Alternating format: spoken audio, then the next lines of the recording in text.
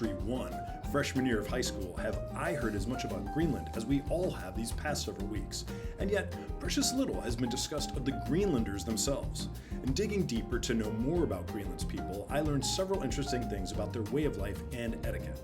With a population of less than 57,000 residents, most of whom are Inuit, as a people, they regulate their emotions so effectively that angriness is rare, not because they bite their tongues, but because as a culture they are simply more accepting of situations others might find frustrating or infuriating.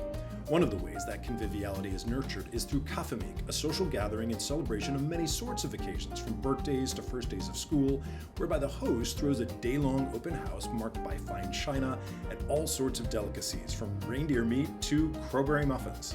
Typically, a guest stays for less than an hour, making room for the next wave of visitors to settle in.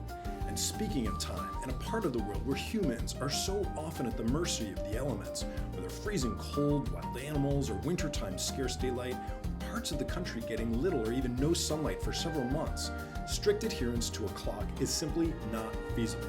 External factors dictate one's arrivals and departures, and delaying or rescheduling is not considered flaky. Reliability matters, not pinpoint punctuality. After the snow wallop much of the United States received this past weekend, I don't know that many of us dream of living on an island that is 80% covered by an ice sheet. But rather than gandering lustfully at this fascinating part of the world and its geopolitical importance or its rare earth minerals, perhaps we as Americans might simply draw inspiration from some of their values. Couldn't we all benefit from being slower to anger, more open to opening our homes to friends and family, and more attuned to the natural world, operating in coordination with it rather than against it? None of which I learned in World History 1, but I'm very glad